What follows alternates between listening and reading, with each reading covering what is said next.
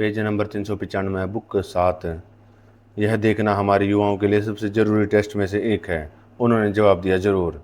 उसके बाद 20 साल की क्लास में से जो लोग चुने जाएंगे उन्हें ऊंचे पद पर प्रमोट किया जाएगा, और जो साइंस उन्होंने अपनी शुरुआती पढ़ाई में बिना किसी क्रम के सीखी थी उन्हें अब एक साथ लाया जाएगा, और वे एक दूसरे के साथ और सच्चे अस्तित्व के साथ उसका नेचुरल रिश्ता देख पाएंगे।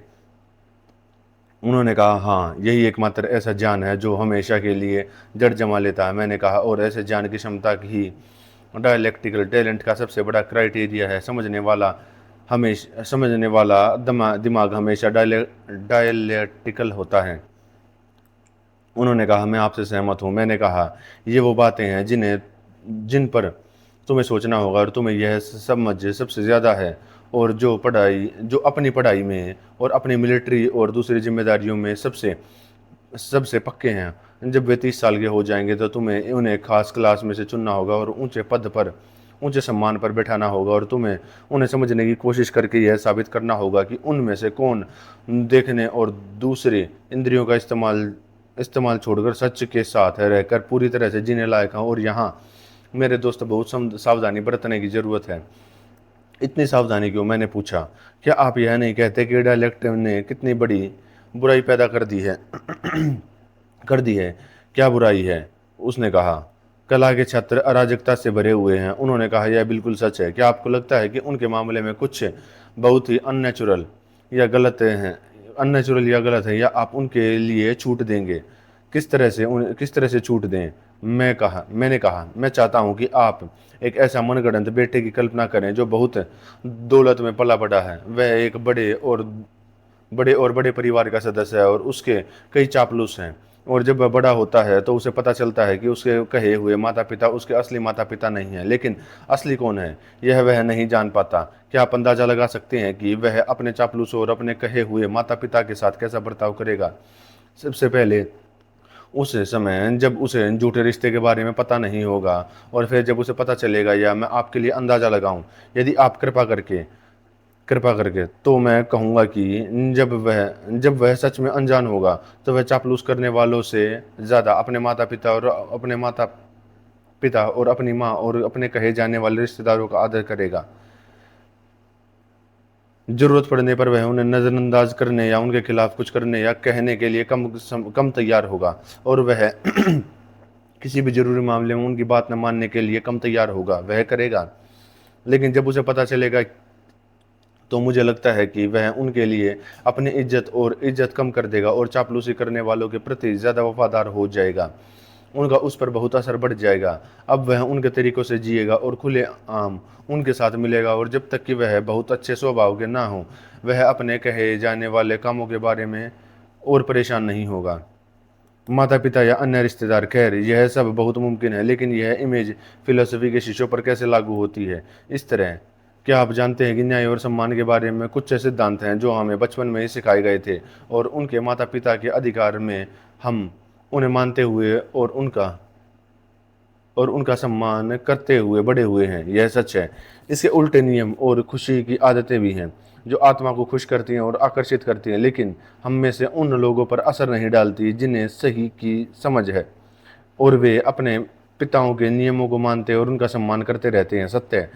अब जब कोई आदमी इस हालत में होता है और सवाल पूछने वाला मन पूछता है कि क्या इस सही या इज्जतदार है, और वह वैसा ही जवाब देता है जैसा कानून बनाने वाले ने उसे सिखाया है, और फिर कई तरह से उसके तर्क उसकी बातों को गलत साबित करते हैं, और जब तक कि उसे यह यकीन न हो जाए कि कुछ भी इज्जतदार नहीं है, जितना की बेइज्जती या कुछ भी सही और अच्छा नहीं है, जितना कि इसका उल्टा, और इस तरह उन सभी बातों में से जिन्हें उसने सबसे ज़्यादा अहमियत दी है। क्या आपको लगता है कि वह अब भी उसका पहले की तरह इज्जत करेगा और उनकी बात मानेगा? असंभव। और जब वह उनके पहले की तरह इज्जतदार और अन्य नेचुरल समझना बंद कर देता है, और वह सच को खोजने में नाकाम रहता है, तो क्या उसे यह उम्मीद की जा सकती है कि वह अपनी इच्छाओं के अलावा कोई और ज़िंदगी जिए? वह नहीं कर सकता, और कानून का पालन करने वाले से उसे कानून तोड़ने वाला बना दिया गया है। बेशक अब यह सब फिलोसफी के स्टूडेंट के लिए बहुत नेचुरल है, जैसा कि मैंने बताया है, और जैसा कि मैं अभी कह रहा था, यह बहुत माफ़ करने लायक भी है। हाँ, उसने कहा, और मैं यह भी कह सकता हूँ कि यह बहुत बुरा है, इसलिए ताकि आपकी भावनाएं हमारे उन नागरिकों के लिए दया से न भर जाएं जो अब 30 साल के हो चुके हैं। उन्हें डायलेक्ट सिखाने में पूरी सावधानी बरतनी होगी। निश्चित रूप से यह खतरा है कि कहीं वे इस प्यारे मज़े का स्वाद बहुत जल्दी न चख लें, क्योंकि जैसे कि आपने देखा होगा, जब बच्चों को पहली बार इसका स्वाद मिलता है तो वे मज़े के लिए बहस करते हैं और तो हमेशा दूसरों की बातों का खंडन करते हैं और उनकी नकल करते हैं। जो उनका खंडन करते हैं, पिल्लों की तरह वे एक दूसरे को खींचने और जो भी उनके पास आता है उसे फाड़ देते हैं। उन्होंने कहा, हाँ, ऐसा कुछ भी नहीं जो उन्हें ज़्यादा पसंद हो। और जब वे कई जीत हासिल कर लेते हैं और कई लोगों के हाथों हार जाते हैं, तो वे बहुत तेज़ी से उन चीज़ों पर विश्वास करना बंद कर देते हैं जिन पर वे पहले विश्वास करते थे। इसलिए न केवल वे, बल्कि फिलॉसफी और उससे जुड़ी सभी चीज़ों का बाकी दुनिया में नाम खराब हो जाता है। उन्होंने कहा, यह सच है, लेकिन जब कोई आदमी बूढ़ा होने लगता है तो वह इस पागलपन का दोषी नहीं रहेगा। वह उस द्वंद्ववादी की नकल करेगा जो सच की तलाश में है, न कि उस कटुवादी की जो मनोरंजन के लिए विरोध करता है। और उसके चरित्र का ज़्यादा संयम उस खोज के सम्मान को कम करने के बजाय बढ़ा देगा। उन्होंने कहा, बिल्कुल सही। और क्या हमने इसके लिए खास इंतजाम नहीं किया था जब हमने कहा था कि फिलॉसफी के शिष्यों को व्यवस्थित और पक्के इरादे वाला होना चाहिए, न कि जैसा कि अब है, कोई भी मौका परस्त या घुसपैठिया। बिल्कुल सच। मैंने कहा, मान लीजिए फिलॉसफी की पढ़ाई जिम्नास्टिक की तरह ले और उसे शारीरिक कसरत में बिताए गए सालों से दोगुना सालों तक पूरी लगन, ईमानदार और खास तौर तरीकों पर जारी रखा जाए, तो क्या यह काफ़ी होगा? उन्होंने पूछा। आप 6 साल कहेंगे या 4 साल? मैंने जवाब दिया, मान लो 5 साल। उस समय के आखिर में उन्हें फिर से गुफा में भेज दिया जाएगा और कोई भी मिलिट्री या दूसरा पद संभालने के लिए मजबूर किया जाएगा जिसके लिए जवान लड़के काबिल हैं। और इस तरह उन्हें ज़िंदगी का अनुभव मिलेगा और यह देखने का मौका मिलेगा कि जब उन्हें हर तरह के लालच में खींचा जाएगा तो वे डटे रहेंगे या पीछे हटेंगे, और उनकी ज़िंदगी का यह पड़ाव कब तक चलेगा? मैंने जवाब दिया, 15 साल। जब वे 50 साल के हो जाएं तो जो लोग अभी ज़िंदा हैं और जिन्होंने अपनी ज़िंदगी के हर काम और जान की हर ब्रांच में खुद को अलग पहचान दी है, उन्हें आखिरकार अपनी मंजिल तक पहुंचने दो। अब वह समय आ गया जब उन्होंने अपनी आत्मा की नज़र उस यूनिवर्सल रोशनी की ओर उठानी होगी और जो सभी चीज़ों को रोशन करती है। पूरी तरह से अच्छाई को देखना होगा, क्योंकि यही वह पैटर्न है जिसके अनुसार उन्हें राज्य और लोगों की ज़िंदगी और अपनी बाकी ज़िंदगी को भी चलाना है। फिलोसफी को अपना मुख्य काम बनाना है, लेकिन जब उनकी बारी आए तो पॉलिटिक्स में भी मेहनत करनी है और जनता की भलाई के लिए राज करना है। ऐसा नहीं है कि वे कोई बहादुरी का काम कर रहे हों, बल्कि बस एक फ़र्ज़ के तौर पर। और जब वे हर पीढ़ी में अपने जैसे दूसरे लोगों को लाएंगे और उन्हें उनकी जगह राज्य का गवर्नर बनने के लिए छोड़ देंगे, फिर वे धन्य द्वीपों पर चले जाएंगे और वहाँ रहेंगे। और अगर पाइथियन भविष्यद्वक्ता राजी हुआ तो शहर उन्हें सार्वजनिक रूप से याद करेगा और बलिदान देगा और उन्हें देवताओं की तरह सम्मान देगा। लेकिन अगर नहीं, तो किसी भी हाल में धन्य और दिव्य के तौर पर आप एक मूर्तिकार हैं, सुकरात, और आपने हमारे गवर्नरों की ऐसी मूर्तियां बनाई हैं जो बेदाग और सुंदर हैं। हाँ, मैंने कहा, ग्लोकन, और हमारी गवर्नेंस के बारे में भी, क्योंकि आपको यह सोचना नहीं होगा कि मैं कह रहा हूँ वह सिर्फ पुरुषों पर लागू होता, महिलाओं पर नहीं, जहाँ तक उनका स्वभाव है। उन्होंने कहा, आप सही कह रहे हैं, क्योंकि हमने उन्हें पुरुषों की तरह सभी चीज़ों में हिस्सा देने के लिए बनाया है। ठीक है, मैंने कहा, और आप मानेंगे, है ना, कि स्टेट और सरकार के बारे में जो कहा गया है वह सिर्फ एक सपना नहीं है, और हालांकि मुश्किल है पर नामुमकिन नहीं, लेकिन सिर्फ उसी तरह मुमकिन है जैसा सोचा गया। यानी जब स्टेट में सच्चे फिलोसोफर राजा पैदा होते हैं तो उनमें से एक या ज़्यादा इस दुनिया की इज्जत को, जिसे वे मतलबी और बेकार समझते, सबसे ऊपर सही चीज़ें और सही से मिलने वाले सम्मान को मानते हैं और इंसाफ को सबसे बड़ी और सबसे ज़रूरी चीज़ मानते हैं। वे किसके मिनिस्टर हैं, और जब वे अपने शहर को ठीक करेंगे तो उनके असूलों को वे ऊंचा उठाएंगे। वे आगे कैसे बढ़ेंगे? वे शहर के उन सभी लोगों को जो 10 साल से ज़्यादा उम्र के हैं देश में भेजकर शुरुआत करेंगे और उनके बच्चों को अपने पास रखेंगे। जिन पर उनके माता पिता की आदतों का कोई कोई असर नहीं होगा, उन्हें वे अपनी आदतों और कानूनों की ट्रेनिंग देंगे। मेरा मतलब है उन कानूनों की जो हमने उन्हें दी हैं। और इस तरह जिस राज्य और संविधान की हम बात कर रहे थे वह सबसे जल्दी और सबसे आसानी से खुश हो जाएगा, और जिस देश का संविधान ऐसा होगा उससे सबसे ज़्यादा फायदा होगा। हाँ, यही सबसे अच्छा तरीका होगा। और मुझे लगता है सुकरात कि आपने बहुत अच्छे से बिताया है कि अगर कभी ऐसा संविधान भी बन सकता है तो कैसे, तो फिर परफेक्ट स्टेट और उसकी इमेज वाले इंसान के बारे में बहुत हो गया। यह समझने में कोई मुश्किल नहीं है कि हम उसे कैसे डिस्क्राइब करें। उन्होंने जवाब दिया, इसमें कोई मुश्किल नहीं है, मैं आपसे सहमत हूँ कि और कुछ कहने की ज़रूरत नहीं है। पुस्तक 8।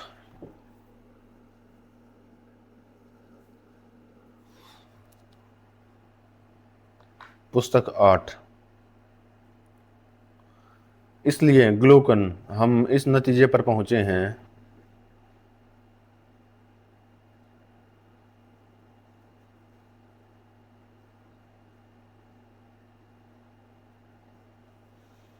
इसलिए ग्लोकन हम इस नतीजे पर पहुंचे हैं कि एक परफेक्ट राज्य में पत्नियां और बच्चे एक जैसे होंगे, और सारी पढ़ाई लिखाई और युद्ध और शांति के काम एक जैसे होंगे। एक जैसे होंगे, और सबसे अच्छे फिलोसोफर और सबसे बहादुर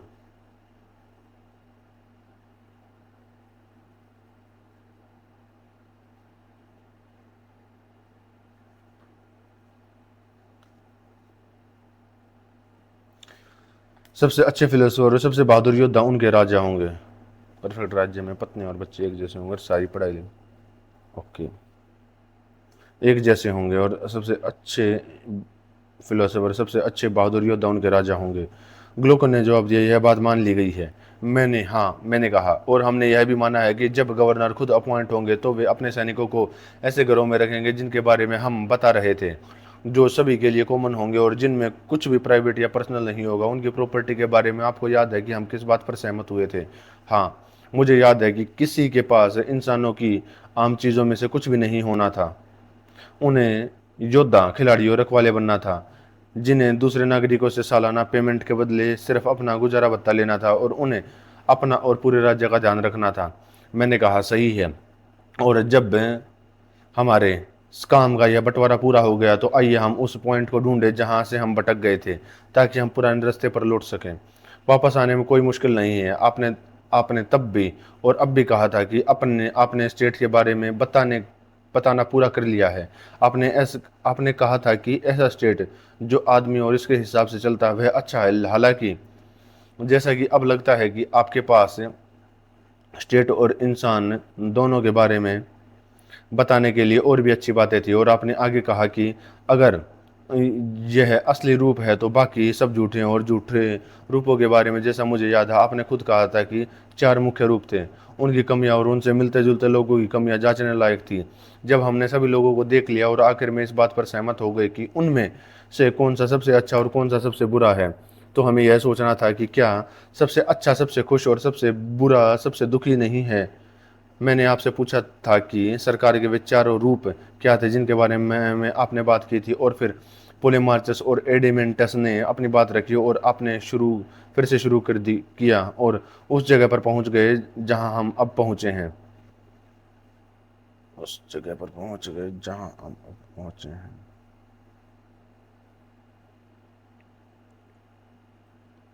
मैंने कहा, आपकी याददाश्त एकदम सही है। फिर एक पहलवान की तरह उसने जवाब दिया कि तुम खुद को फिर से उस स्थिति में रखो और मुझे मुझे वही सवाल पूछने दो, और तुम मुझे वही जवाब दो जो तुमने मुझे तब देने वाले थे। मैंने कहा, हाँ, अगर मैं कर सकता हूँ तो मैं करूँगा। मैं खास तौर पर यह सुनना चाहूँगा कि आप जिन 4 संविधानों की बात कर रहे थे वे कौन से थे। मैंने कहा, उस सवाल का जवाब आसानी से मिल मिल जाता है। जिन 4 सरकारों के बारे में मैंने बात की, जहाँ तक उनके अलग अलग नाम हैं, वे हैं, पहली क्रीट और स्पार्टा की सरकारें जिनकी आमतौर पर तारीफ होती है, जिसे ओलिगार्की कहा जाता है, वह इसके बाद आती है। उसे उतना पसंद नहीं किया जाता, और यह सरकार का एक ऐसा रूप है जो बुराइयों से भरा है। और तीसरा डेमोक्रेसी जो स्वाभाविक रूप से ओलिगार्की के बाद आता है, हालांकि यह बहुत अलग है। और आखिर में आता है तानाशाही, बड़ी और मशहूर है, जो इन सबको और अलग है, और यह राज्य की चौथी और सबसे बुरी गड़बड़ी है। मुझे नहीं पता क्या आपको पता है किसी और संविधान के बारे में जिसे अलग तरह का कहा जा सके?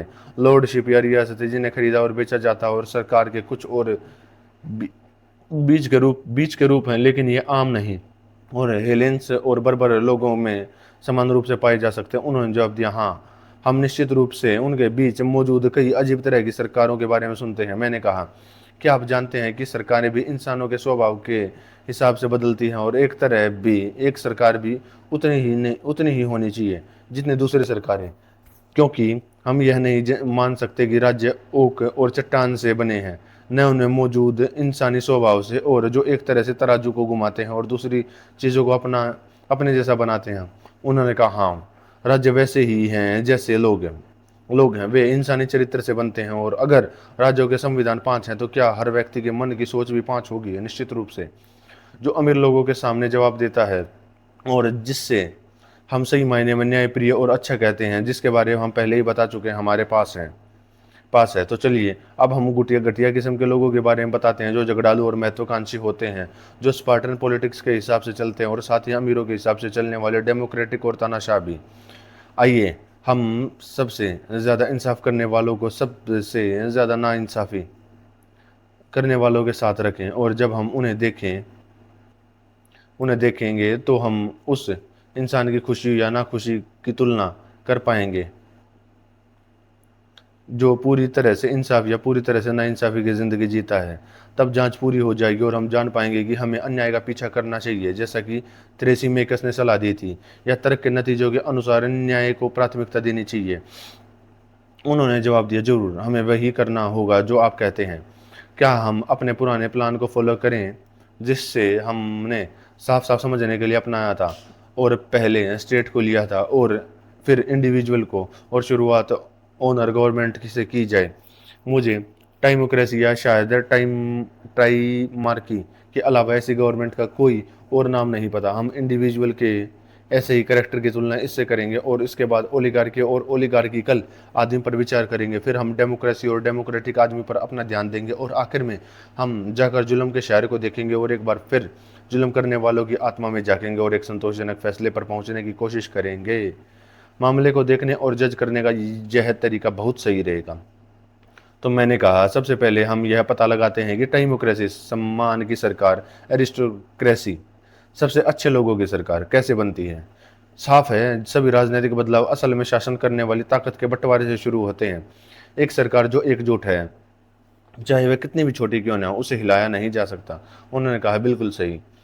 तो फिर हमारा शहर किस तरह आगे बढ़ेगा, और किस तरह सहायक और शासकों के दो वर्ग आपस में या एक दूसरे से असहमत होंगे? क्या हम होमर की तरह म्यूज से प्रार्थना करेंगे कि वे हमें बताएं कि झगड़ा सबसे पहले कैसे शुरू हुआ?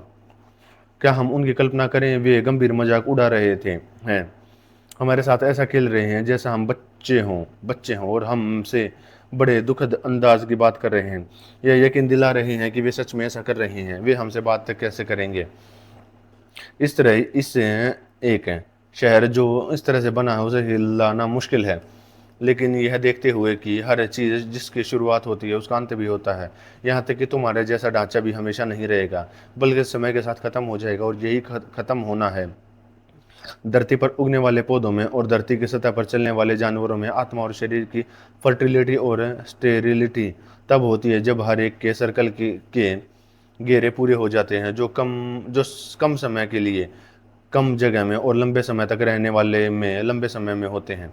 लेकिन इंसानी फर्टिलिटी और स्टेरिलिटी के ज्ञान तक तुम्हारे शासकों की सारी समझदारी और शिक्षा नहीं पहुंच पाएगी। उन्हें रेगुलेट करने वाले नियम और उस बुद्धि से नहीं खोजे जाएंगे जो साइंस से मिली हुई है, बल्कि उनसे बच जाएंगे।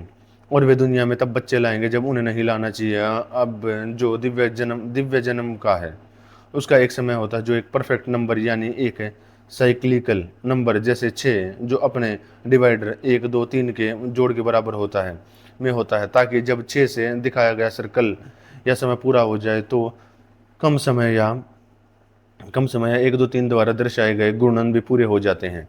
लेकिन मानव जन्म की अवधि तो एक ऐसी संख्या में समझा जाता है जिसमें विकास और वर्ग और घन द्वारा पहली वृद्धि 3 अंतराल और समान और असमान घटती और बढ़ती संख्याओं के संख्याओं के 4 पद प्राप्त प्राप्त करते हुए सभी पदों को एक दूसरे के अनुरूप और अस्वीकार्य बनाते हैं। संभवतः 3, 4, 5, 6 जिनमें से पहले 3 पाइथागोरस त्रिभुज की भुजाएं तब पद 3 घन और 4 घन और 5 घन होंगे जो एक साथ 6 घन होंगे और इनका आधार 1/3 के साथ है। 4 जोड़कर जब 5 20 के साथ जोड़ा जाता है तो तीसरी घात तक बढ़ाया जाता है तो 2 सामंजस्य प्रदान करता है। पहला एक वर्ग जो 100 गुना बड़ा है 400 बराबर है 4 गुना में 100। यह पहला वर्ग जो 100 गुना में 100 10,000 है। तब यह पूरी संख्या 1750 होगी और 100 का वर्ग 100 गुना 75 का एक आयताकार और दूसरा एक आकृति जिसकी एक भुजा पहली वाली के बराबर है लेकिन आयताकार जिसमें एक वर्ग के परिमीय व्यास पर वर्ग किए गए 100 अंक हैं यानी भिन्नों को छोड़कर जिसकी भुजाएं 5 हैं। 7 गुना 7 49 गुना 100 बराबर 4900।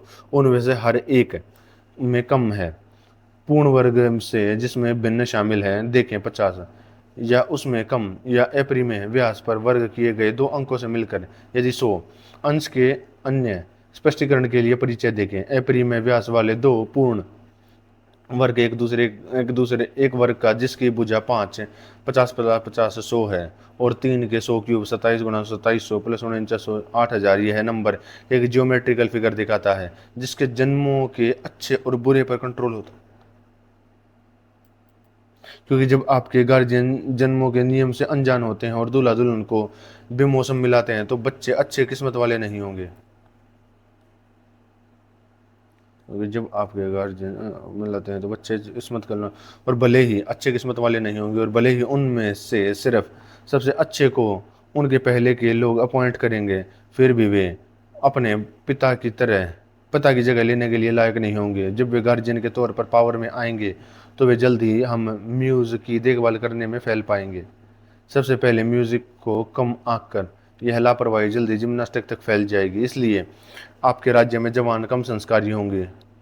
अगली पीढ़ी में ऐसे शासक बनेंगे जिन्होंने तुम्हारी अलग अलग जातियों के मेटल को टेस्ट करने की पावर खो दी है जो हेसियोड की तरह सोने चांदी और पीतल लोहे के हैं और इसलिए लोहे चांदी के साथ और पीतल सोने के साथ मिल जाएगा और इसलिए फर्क और गैर बराबरी और अनियमितता पैदा होगी जो हमेशा और हर जगह नफरत और लड़ाई की वजह बनती है।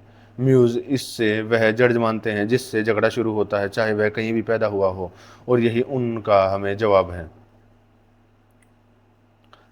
और हम यह मान सकते हैं कि वे सही जवाब देते हैं। मैंने कहा हाँ बेशक वे जवाब देते हैं। म्यूज़ झूठ कैसे बोल सकते हैं। और इसके बाद म्यूज़ कहता है जब मतभेद हुआ तो दोनों जातियां अलग अलग रास्ते पर चलेगी। लोहा और पीतल वाले पैसा जमीन घर और सोना चांदी कमाने लगे लेकिन सोना और चांदी वाले जिन्हें पैसा नहीं चाहिए था उनके पास असली दौलत थी और वे अच्छाई और पुरानी चीज़ों की तरफ झुक गए। उनके बीच लड़ाई हुई और आखिर में वे अपनी जमीन और अलग अलग घरों और अलग अलग मालिकों में बांटने के लिए राजी हो गए और उन्होंने अपने दोस्तों और रखवालों को जिन्होंने वे पहले आज़ाद लोगों की हालत में रखते थे गुलाम बना लिया और उन्हें अपनी प्रजा और नौकर बना लिया और वे खुद लड़ाई में लगे रहे और उन पर नज़र रखने लगे। मेरा मानना है कि आपने बदलाव की शुरुआत को सही समझा और इस तरह जो नई सरकार बनेगी वह कुलीन और अमीर तंत्र के बीच होगी। बिल्कुल सच। बदलाव ऐसा होगा और बदलाव हो जाने के बाद वे आगे कैसे बढ़ेंगे साफ है। क्या राज्य और जो कुलीन तंत्र और आदर्श राज्य के बीच में है कुछ हद तक एक को और कुछ हद तक दूसरे को फॉलो करेगा और उसकी खासियतें भी होंगी। उन्होंने कहा सच है। शासकों को दिए जाने वाले सम्मान में योद्धा वर्ग को खेती हस्तशिल्प और आमतौर पर व्यापार से दूर रखने में आम खाने की व्यवस्था में और जिम्नास्टिक और मिलिट्री ट्रेनिंग पर दिए जाने वाले ध्यान में इन सभी मामलों में यह राज्य पहले जैसा ही होगा। सत्य है। लेकिन फिलोसोफर को सत्ता में आने के डर से क्योंकि वे सब सीधे साधे और सच्चे नहीं रह गए बिल्कुल मिले जुले तत्वों से बने हैं और उनमें जोशीले और कम मुश्किलें किरदारों की और मुड़ने से जो स्वभाव से शांति के बजाय युद्ध के लिए बने हैं और उनके द्वारा मिलिट्री की चालों और तरकीबों को दिए गए महत्व और हमेशा चलने वाले युद्धों को छेड़ने में यह राज्य ज़्यादातर अजीब होगा। हाँ मैंने कहा इस तरह के लोग पैसे के लालची होंगे जैसे अमीरों के राज में रहने वाले लोग हैं। उन्हें सोने और चांदी की बहुत ज़्यादा छुपी हुई चाहत होगी जिससे वे अंधेरी जगहों पर जमा करेंगे और उन्हें जमा करने और छिपाने के लिए उनके अपने खजाने होंगे। साथ ही ऐसे महल भी होंगे जो उनके अंडों के लिए घोंसले होंगे और जिनमें वे अपनी पत्नियों पर या किसी और पर जिससे वे चाहें बड़ी रकम खर्च करेंगे। उन्होंने कहा, यह बात बिल्कुल सच है और वे कंजूस इसलिए हैं क्योंकि उनके पास खुलेआम वह पैसा कमाने का कोई तरीका नहीं है जिसे वे कीमती समझते हैं। वे दूसरे आदमी का पैसा अपनी इच्छाओं को पूरा करने में खर्च कर देंगे, उसकी खुशियां चुरा लेंगे और बच्चों की तरह अपने पिता यानी कानून से भाग जाएंगे। उन्हें नरम असर से नहीं बल्कि दूसरों से सीखा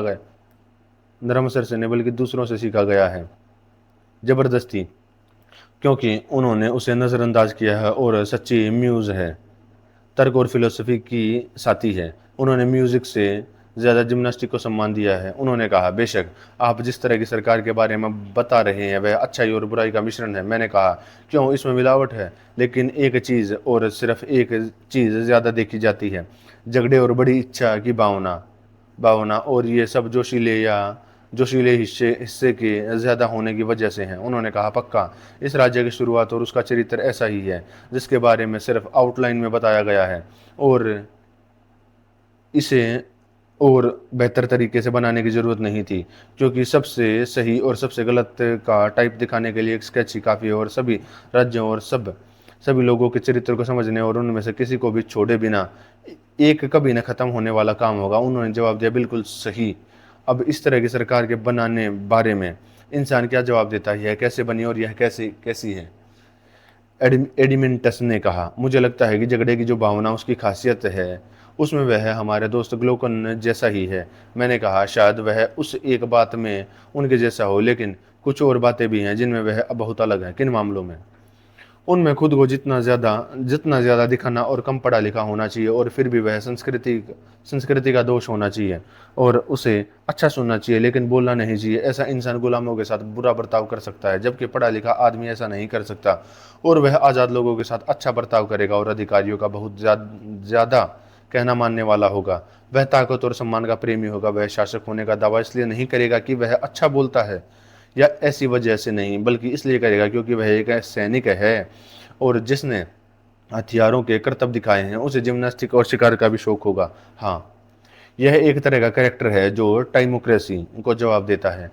ऐसा इंसान जवानी में ही पैसे से नफरत करेगा, लेकिन जैसे जैसे वह बड़ा होगा वह उनकी तरफ और ज़्यादा आकर्षित होगा क्योंकि उसमें लालची स्वभाव का एक हिस्सा होता है और वह अच्छाई पर ध्यान नहीं देता क्योंकि उसने अपना सबसे अच्छा रखवाला खो दिया है। वह कौन था? एडिमेंटस ने पूछा। मैंने कहा, संगीत के साथ मिला हुआ दर्शन जो आता है और अपना निवास बना लेता है। एक आदमी और जीवन भर उसके गुणों का एकमात्र रक्षक है। उन्होंने कहा, अच्छा। मैंने कहा, ऐसा ही टाइमोक्रेटिकल युवा है और वह टाइमोक्रेटिकल स्टेट जैसा है, बिल्कुल। उसकी शुरुआत एक तरह है। अगर वह अक्सर एक बहादुर पिता का एक जवान बेटा होता है जो एक खराब राज्य वाले शहर में रहता है जहां वह सम्मान और पद लेने से मना कर देता है और कानून के पास नहीं जाता या किसी भी तरह से खुद को नहीं लगाता, बल्कि मुसीबत से बचने के लिए अपने अधिकार छोड़ने को तैयार रहता है। और बेटा कैसे पैदा होता है?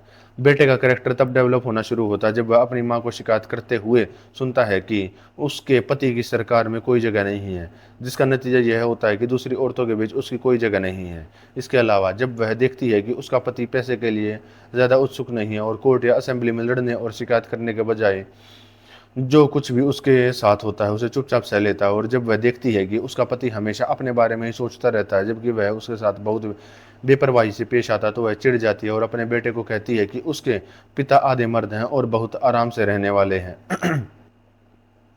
अपने साथ हुए बर्ताव के बारे में बाकी सारी शिकायतें करती हैं जिन्हें औरतें बार बार दोहराना पसंद करती हैं।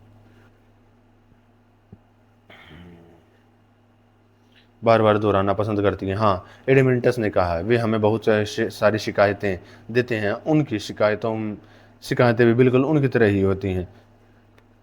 और तुम्हें पता है, मैंने कहा, कि पुराने नौकर भी जो परिवार से जुड़े माने जाते हैं कभी बेटे से अकेले में इसी तरह बात करते हैं, और अगर वे किसी ऐसे व्यक्ति को देखते हैं जिस पर उसके पिता का पैसा उधार है या जो किसी भी तरह से उसके साथ गलत कर रहा है, वह उन पर केस नहीं करता, तो वे उस जवान से कहते हैं कि जब वह बड़ा हो जाए तो तो ऐसे लोगों से बदला लेना और अपने पिता से ज़्यादा मर्द बनना, उसे बस बाहर घूमना है।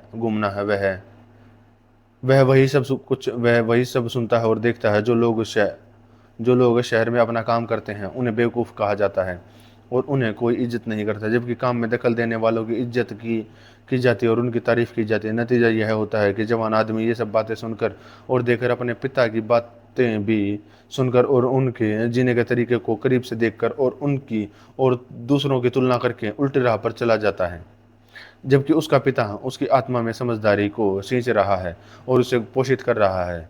दूसरे लोग जोशीले और भूखी को बढ़ावा दे रहे हैं और वह शुरू में बुरे स्वभाव का नहीं रहता, लेकिन बुरी संगत में रहने के कारण आखिर में उनके मिले जुले असर से एक बीच के पॉइंट पर आ जाता है और अपने अंदर का राज, झगड़े और जुनून के बीच सिद्धांत को छोड़ देता है और घमंडी और बड़ा बनने वाला बन जाता है। मुझे लगता है कि आपने उसकी शुरुआत के बारे में सही बताया है। और अब हमारे पास, मैंने कहा कि सरकार का दूसरा रूप और दूसरे प्रकार है चरित्र का हमारे पास है। इसके बाद आइए एक और आदमी पर नजर डालें, जैसा कि एसिलियस कहते हैं, दूसरे राज्य के सामने रखा गया है। या यूँ कहें कि जैसा कि हमारी योजना की जरूरत राज्य से शुरू करें हर तरह से। मेरा मानना है कि इसके बाद ओलिगार्की का नंबर आता और आप इस तरह की सरकार और ओलिगार्की कहते हैं एक ऐसी सरकार जो प्रॉपर्टी की वैल्यूएशन पर टिकी है, जिसमें अमीरों के पास पावर और गरीब आदमी इससे वंचित है। मैं समझ गया, उसने जवाब दिया। क्या मुझे यह बात ताकर शुरू नहीं करना चाहिए कि डेमोक्रेसी से ओलिगार्की में बदलाव कैसे आता है? हाँ, खैर, मैंने एक चीज़ दूसरे में कैसे आती है देखने के लिए आंखों की ज़रूरत नहीं है। कैसे? प्राइवेट लोगों के खजाने में सोना जमा करना डेमोक्रेसी की बर्बादी है। वे खर्च करने के गैरकानूनी तरीके बताते हैं, उन्हें या उनकी पत्नियों को कानून की क्या परवाह। हाँ, वास्तव में। और फिर एक दूसरे को अमीर होते देखकर उससे मुकाबला करने की कोशिश करता है और इस तरह नागरिकों का एक बड़ा हिस्सा पैसे का प्रेमी बन जाता है। काफ़ी संभावना है। और इस तरह वे और अमीर होते जाते हैं और जितना ज़्यादा वे दौलत बनाने के बारे में सोचते हैं, उतना ही वे कम अच्छाई के बारे में सोचते हैं, क्योंकि जब दौलत और अच्छाई को तराजू में एक साथ रखा जाता है तो एक हमेशा ऊपर जाता है और दूसरा नीचे। सत्य है। और जिस अनुपात में राज्य में धन और अमीर लोगों का सम्मान किया जाता है, उसी अनुपात में अच्छे लोगों का अपमान किया जाता है, स्पष्ट रूप से। और जिसका सम्मान किया जाता है उसे बढ़ाया जाता है और जिसका सम्मान नहीं किया जाता उसे नज़रअंदाज किया जाता है। यह तो साफ है। और इसलिए आखिर में झगड़े और शोहरत को पसंद करने के बजाय लोग व्यापार और पैसे के प्रेमी बन जाते हैं। वे अमीर आदमी का सम्मान करते हैं और उसे अपना आदर्श मानते हैं और उसे शासक बना देते हैं, और गरीब आदमी का अपमान करते हैं। वे ऐसा करते हैं। इसके बाद वे एक कानून बनाते हैं जो नागरिकता की योग्यता के तौर पर एक रकम तय करता है। यह रकम एक जगह ज़्यादा होती है और दूसरी जगह कम, क्योंकि कुलीन वर्ग कमोबेश अधिकार वाला होता है और वे किसी ऐसे व्यक्ति को सरकार में कोई हिस्सा नहीं देते जिसकी संपत्ति तय रकम से कम हो। संविधान में ये बदलाव वे हथियार के बल पर करते हैं, अगर डराने धमकाने से उनका काम न हो गया हो। बिल्कुल सच। और आमतौर पर कहें तो इसी तरह से ओलिगार्की स्थापित होती है। उन्होंने कहा, हाँ, लेकिन इस तरह की सरकार की क्या खासियतें हैं और हम किन कमियों की बात कर रहे थे? सबसे पहले मैंने कहा, क्वालिफिकेशन के नेचर पर विचार करें। ज़रा सोचिए कि क्या होगा अगर पायलटों को उनकी प्रॉपर्टी के हिसाब से चुना जाए और एक गरीब आदमी को बेहतर पायलट होने के बावजूद स्टीयर करने की इजाज़त न दी जाए। आपका मतलब है कि वे जहाज़ डूब जाएंगे? हाँ, और क्या यह है किसी भी सरकार के बारे में सच नहीं? मुझे तो ऐसा ही लगता है। एक शहर को छोड़कर ही क्या, या आप एक शहर को शामिल करेंगे? उन्होंने कहा, नहीं, शहर का मामला सबसे मजबूत है क्योंकि शहर का शासन सबसे बड़ा और सबसे कठिन है। तो क्या यह कुलीन तंत्र का पहला बड़ा दोष होगा? स्पष्ट रूप से। और यहाँ एक और कमी है जो उतनी ही बुरी है। क्या खराबी है? यह बंटवारा का होना कि ऐसा राज्य एक नहीं बल्कि दो हैं, एक गरीबों का, दूसरा अमीरों का, और वे एक जगह पर ही रहते हैं और हमेशा एक दूसरे के खिलाफ साजिश करते रहते हैं। यह तो कम से कम उतना ही बुरा है। एक और बदनाम करने वाली यह है कि इसी वजह से वे कोई भी लड़ाई नहीं कर पाते। या तो वे भीड़ को हथियार देते हैं और फिर वे दुश्मन से ज़्यादा उनसे डरते हैं, या अगर वे लड़ाई के समय उन्हें नहीं बुलाते तो वे सच में अमीर लोग हैं। लड़ने वाले भी कम हैं और राज करने वाले भी कम हैं, और साथ ही पैसे के लिए उनका प्यार हम उन्हें टैक्स देने के लिए तैयार नहीं करता। कितना बदनामी वाला। और जैसा कि हमने पहले कहा, ऐसे संविधान में एक ही व्यक्ति के पास बहुत सारे काम होते हैं, वे किसान, व्यापारी, योद्धा और सब एक साथ होते हैं। क्या यह अच्छा लगता है? कुछ लेकिन कुछ भी लेकिन अच्छा नहीं। एक और बुराई है जो शायद सबसे बड़ी है और जिसके लिए यह राज्य सबसे पहले जिम्मेदार है। क्या बुराई है? एक आदमी अपना सब कुछ बेच बेच सकता है और कोई उसकी प्रॉपर्टी ले सकता है, लेकिन बेचने के बाद वह उस शहर में रह सकता है जिसका वह हिस्सा नहीं है। न तो व्यापारी, न कारीगर, न घुड़सवार, न ही होपलाइट, बल्कि बस एक गरीब लाचार इंसान होगा। हाँ, यह एक बुराई है जो सबसे पहले इसी राज्य में शुरू होती है। बुराई को वहाँ जरूर नहीं रोका जा सकता, क्योंकि अमीरों के पास बहुत ज़्यादा दौलत और बहुत ज़्यादा गरीबी है। दोनों ही तरह की चीज़ें होती हैं, सत्य है। लेकिन फिर से सोचिए, जब वह अमीर था तो क्या इस तरह का आदमी नागरिकता के लिए, राज्य के लिए ज़्यादा अच्छा था, या सिर्फ रूलिंग बॉडी का मेंबर लगता था? हालांकि असल में वह न तो रूलर था और न ही सब्जेक्ट, बल्कि बस एक फिजूल खर्च था। जैसा कि आपने कहा, वह शासक लगता था, लेकिन वह केवल खर्चीला था। क्या हम यह नहीं कह सकते कि यह घर में रहने वाला मधुमक्खी का बच्चा है, जो मधुमक्खी के छत्ते में रहने वाले मधुमक्खी के बच्चे जैसा है? और यह कि एक शहर के लिए मुसीबत और दूसरे छत्ते के लिए बस सुकरात। और भगवान ने उड़ने वाले ड्रोन एडिमेंटस सभी को बिना डंक के बनाया है, जबकि चलने वाले ड्रोन में से कुछ को उसने बिना डंक के बनाया है, लेकिन दूसरों दूसरों में भयानक डंक है। बिना डंक वाले लोगों में वे लोग हैं जो अपने बुढ़ापे में कंगाल हो जाते हैं। डंक मारने वालों में सभी अपराधी वर्ग आते हैं, जैसा कि उन्हें कहा जाता है। उन्होंने कहा, यह बिल्कुल सच है। तो साफ है आप तो साफ है, जब भी आप किसी राज्य में कंगालों को देखते हैं तो उस पड़ोस में कहीं ना कहीं चोर चोर उचक्के और मंदिरों के लुटेरे छिपे होते हैं, और सभी प्रकार के दुष्ट लोग स्पष्ट रूप से। अच्छा, मैंने कहा, और क्या आपको अमीर राज्यों में कंगाल लोग नहीं मिलते? हाँ, उन्होंने कहा, लगभग हर कोई कंगाल है जो शासक नहीं है। और क्या हम इतनी हिम्मत करके यह नहीं कह सकते कि उनमें कोई क्रिमिनल भी है, ऐसे बदमाश जो डंक मारते हैं और जिन्हें अधिकारी जबरदस्ती रोकने में सावधानी बरतते हैं? जरूर हम इतने बोल्ड हो सकते हैं। क्या इस ऐसे लोगों के ऐसे लोगों के होने का कारण शिक्षा की कमी, खराब ट्रेनिंग और राज्य का खराब संविधान है? सत्य है। तो यही है कुलीन तंत्र का रूप और यही है उसकी बुराइयां, और भी कई बुराइयां हो सकती हैं, बहुत संभावना है। तो फिर ओलिगार्की या सरकार का वह तरीका जिसमें शासकों को उनके पैसे के लिए चुना जाता है, अब खारिज किया जा सकता है। अब आइए हम उस व्यक्ति के नेचर और ओरिजिन पर विचार करें जो इस स्टेट के प्रति जवाबदेह है, हर तरह से। क्या इस तरह से टाइमोक्रेटिकल आदमी ओलिगार्किकल में नहीं बदल जाता? कैसे? एक समय आता है जब टाइमोक्रेसी के प्रतिनिधि का एक बेटा होता है। पहले तो वह अपने पिता की नकल करके उनके नक्शे कदम पर चलता है, लेकिन जल्द ही वह उसे अचानक राज्य के खिलाफ एक डूबी हुई चट्टान की तरह डगमगाता हुआ देखता है, और उसका सब कुछ खो जाता है, और वह एक जनरल या कोई और बड़ा अफसर हो जाता है जिस पर मुखबरी द्वारा उठाए गए भेदभाव के तहत मुकदमा चलाया जाता है।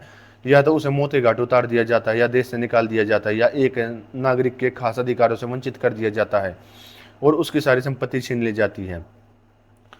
इससे ज़्यादा संभावना कुछ नहीं है। और बेटे ने यह सब देखा और जाना।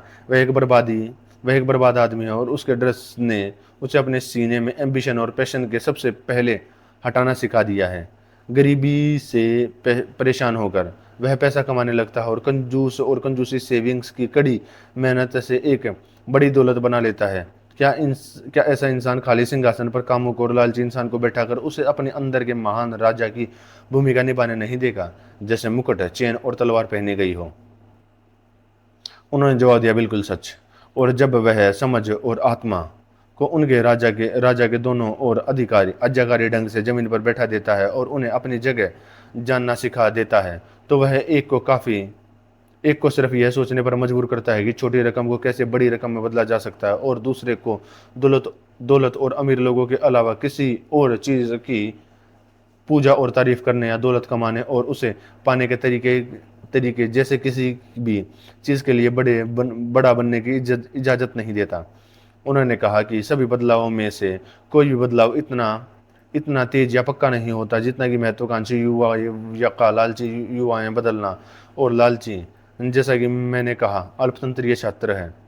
हाँ, उन्होंने कहा, किसी भी हालत में जिस व्यक्ति से वह गया आया है वह उस राज्य की तरह है जिससे कुलीन आया है। तो फिर आइए हम विचार करें कि क्या उनमें कोई समानता है? बहुत अच्छा। तो फिर सबसे पहले वे धन की जो कीमत तय करते हैं उनमें एक दूसरे से मिलते जुलते हैं निश्चित रूप से। इसके अलावा उनके कंजूस और मेहनती स्वभाव में व्यक्ति सिर्फ अपनी जरूरी इच्छाओं को पूरा करते हैं और अपना खर्च उन्हीं तक सीमित रखता है। वह अपनी दूसरी इच्छाओं को सोच के तहत दबा देता है कि वे फायदेमंद नहीं है। सत्य है, वह एक घटिया आदमी है जो हर चीज़ में कुछ बचाता है और जो अपने लिए पर्स पर्स बनाता है। इस तरह के आदमी की तारीफ आम लोग भी करते हैं। क्या वह उस देश की सच्ची तस्वीर नहीं है जिसे वह दिखाता है? मुझे तो ऐसा ही लगता है। वैसे भी पैसा उनके लिए और सरकार के लिए बहुत ही कीमती है। मैंने कहा, आप देख रहे हैं कि वह कोई संस्कारी आदमी नहीं है। उन्होंने कहा, मुझे लगता है अगर वे पढ़े लिखे होते तो कभी भी किसी अंधे भगवान को अपने कोरस या डायरेक्टर नहीं बनाते या उन्हें कोई खास सम्मान नहीं देते। बहुत बढ़िया, मैंने कहा। फिर भी सोचिए, क्या हमें यह नहीं मानना चाहिए कि इस खेती की कमी की वजह से उसमें कंगाल और बदमाश जैसी ख्वाहिशें होंगी जिन्हें उसकी आम जिंदगी की आदत जबरदस्ती दबा देती है?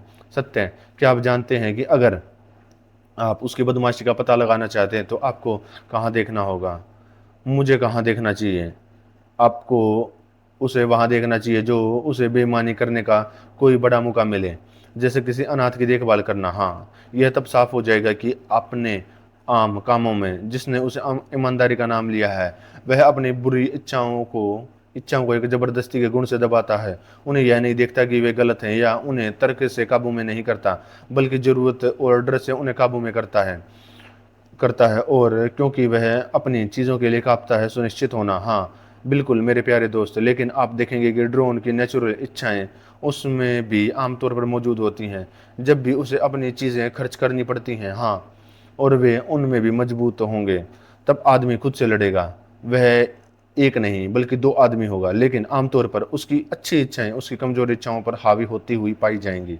सत्य है, इन वजहों से ऐसा इंसान ज़्यादातर लोगों से ज़्यादातर इज्जतदार होगा। फिर भी एक मत और एक जैसी सोच रखने वाली आत्मा का असली गुण उससे बहुत दूर भाग जाएगा और कभी उसके पास नहीं आएगा। मुझे ऐसी उम्मीद करनी चाहिए। और पक्का कंजूस अकेले ही किसी भी जीत के इनाम या किसी और इज्जतदार चीज़ के लिए राज्य में एक घटिया कॉम्पिटिटर होगा। वह शोहरत की होड़ में शोहरत की होड़ में अपना पैसा खर्च नहीं करेगा। वह अपनी महंगी इच्छाओं को जागने और उन्हें मदद करने और लड़ाई में शामिल होने के लिए बुलाने से इतना डरता है। असली अमीरों के राज्य में वह अपने रिसोर्स के सिर्फ एक छोटे से हिस्से से लड़ता है और नतीजा अक्सर यह होता है कि वह इनाम हार जाता है और अपना पैसा बचा लेता है। बिल्कुल सच। तो क्या अब हम इस बात पर शक कर सकते हैं कि कंजूस और पैसा कमाने वाला लोग अमीरों के राज के सामने जवाबदेह हैं? इसमें कोई शक नहीं हो सकता। इसके बाद डेमोक्रेसी आती है। इसकी शुरुआत और नेचर पर हमें अभी भी सोचना है और फिर हम डेमोक्रेटिक आदमी के तरीकों की जांच करेंगे और उसके जज के सामने लाएंगे। उन्होंने कहा, यही हमारा तरीका है। अच्छा, मैंने कहा, और ओलिगार्की से डेमोक्रेसी में बदलाव कैसे होता है? क्या इस तरह से नहीं होता? ऐसे राज्य का लक्ष्य जितना हो सके उतना अमीर बनना होता है, एक ऐसी इच्छा जो कभी पूरी नहीं होती। तो क्या क्या शासक यह जानते हुए भी कि उनकी ताकत उनके पैसे पर टिकी है, कानून बनाकर युवाओं की फिजूल खर्ची पर रोक नहीं लगाते, क्योंकि उनकी बर्बादी से उन्हें फ़ायदा होता है। वे उनसे ब्याज लेते हैं, उनकी जायदाद खरीद लेते हैं और इस तरह अपनी दौलत और अहमियत बढ़ाते हैं। सुनिश्चित होना, इसमें कोई शक नहीं है कि एक ही राज्य के नागरिकों में पैसे का प्यार और समझदारी की भावना एक साथ ज़्यादा हद तक नहीं हो सकती या एक दूसरे को नज़रअंदाज किया जाएगा।